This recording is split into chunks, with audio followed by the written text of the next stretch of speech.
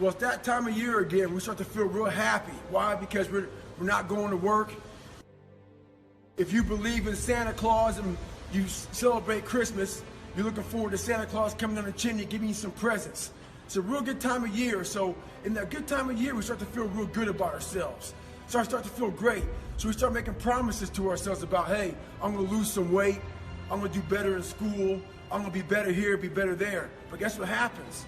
The real Merry Christmas happens when all of that noise is gone, it's quiet, and it's you against you, and now all those endorphins are gone. And what promise you made about getting up early and getting after it to go lose weight, study harder, guess what? It's a lot harder now. That repetition becomes a lot harder now.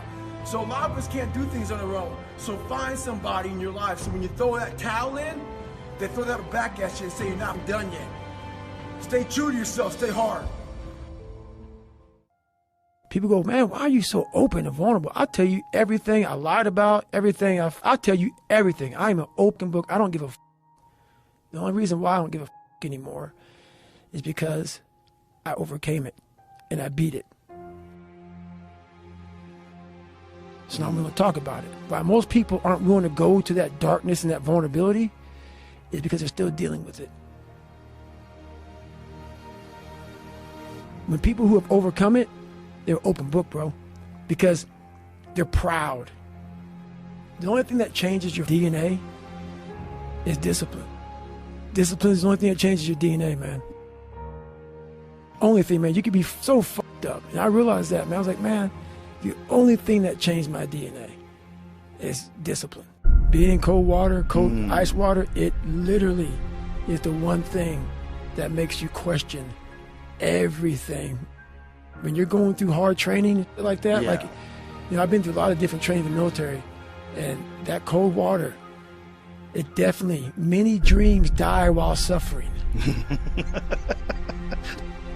Many dreams die while suffering, my friend. That's so true. And I talk about it, man, like this guy's getting that water, and you see their eyes roll back. And I'm like, oh. Yeah. Many dreams die while suffering, friend. I see these older guys who are still grinding hard. People always talk about father time. Father time doesn't get you, man. It's father fatigue.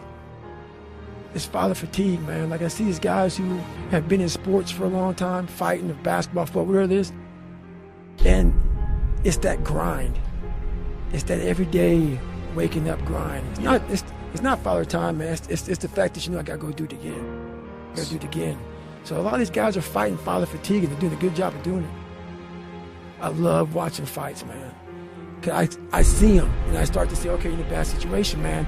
And I see a couple of guys getting ready to tap. And that 1 second decision, I call it, they're thinking, man, I gotta tap.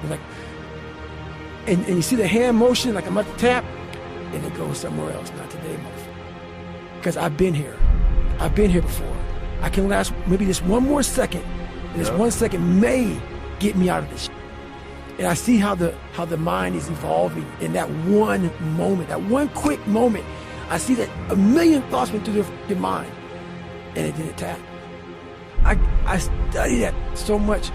You were in a horrible situation. I know you were like, I gotta tap. But if you break that down, really break it down to the smallest molecule possible, your mind went through so many things that allowed you to not tap. You gotta study that, man. You get there and you want to quit, and you don't. It just makes it a little easier. That's all. That's all the repetitions do, man. It doesn't take away the pain. It doesn't take away the suffering. No. You just study it. You know it. You know how it feels. You know when to breathe, when not to breathe. You know all these different things. You've been there. You visited. You've lived there for a long period of time. What are you doing with your life, man? Why are you sitting around? Why are you waiting to happen? It ain't gonna happen like that. Why are you feeling sorry for yourself? Why are you waiting for that apology that's never gonna come? People sit around waiting and waiting and waiting and waiting and blaming and blaming, and they're waiting with a hand out.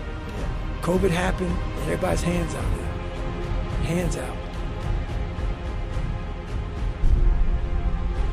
Why do I feel like I said I'm missing something? Because you didn't go out and achieve it on your own. We changed everything. We change our car, we change our house. Sometimes we change our wife or husband. We change our underwear, we change everything in our lives. Change our hair, change how we look, change everything. But very few of us change how we think. And that's the one problem with a lot of people. They're not willing to change how they think. You're not going to evolve if you continue thinking the same way. So a lot of people have a problem with that. So I'm always trying to evolve in some way. I'm never wearing the same underwear every day. I'm always changing that bit. I'm not gifted. I'm just driven. So that's when you move from motivation to driven to obsessed. It's how you get through that on a daily basis. We forget how badass we are during that hard time. It's all on you. It's all on you. The self part is what's big. I'm gonna make myself good enough. I'm driven. I'm obsessed. I want to prove people wrong. I'm a warrior. I'm here again today. I'm here again tomorrow. I'm gonna be here the next day. Thicken your skin. Become more of a human being. Don't be afraid of the reflection in the mirror, because that's all you can be afraid of. Once you overcome the reflection in the mirror, you've done it. You're gonna have to suffer, man. It's how you get somewhere in life. Motivation is crap. It comes and goes as how you feel. I'm not gonna be okay. I had to realize I had to take a stand. I had to make a real stand. And it was painful to look at who I was, what the world and myself created. It created a very lonely, depressed, insecure man that would do anything just to have a friend. And I saw that as very pathetic. I have a way of going to a place like I did in that race, where all the pain and suffering that they put on top of me in Hell Week, I will reverse that pain and suffering, and I will take your soul. My job, what drove me, was I wanted you to go home that night after you beat the living shit out of me, and I smiled in your face. I wanted you to feel worse than I did. I wanted you to think about me, knowing that I'm comfortable being very uncomfortable. You don't want to break open that callus, that scar in your mind. You don't want to break, you have to break it open, let that blood flow. You have to let blood flow in your brain. You have to let all that stuff flow out. All that toxic stuff that you have trapped in there has to start flowing out now. So, like you said, you are doing this to yourself. Yes, people may have helped you get there, but it's now on you. It's a painful truth. Painful truth. Like all those people in high school and everything else, they don't know how you're going to end up. So you got to make sure that you constantly are rewriting your book. You have to constantly rewrite your book every day of your life. These aren't just words I say. This is how I have to live. Like, these are conversations I have with myself. And I say it everywhere I go. The most important conversation when you have with yourself. So what's your f***ing excuse? Is it too cold where you live? Is it too hot where you live? Does it rain too f***ing much? Now it's time for some real f***ing talk. Maybe you're the only black person applying for a f***ing job. Maybe you're the only female. Job, whatever the f*** it may be. Maybe that f***'s in your f***ing head. Maybe that's your excuse for not being better. Life's a real big f***ing picture. When I was young, all those things got in my head. Black, f***ing not smart enough, single mom, all that bullshit owns space in my head. If you're allowing people and things and situations to own space in your f***ing head, you're losing. Last thing, life's one big f***ing head game. You play with yourself. If you lose, it's because you allow life to get in your f***ing head. Stay hard.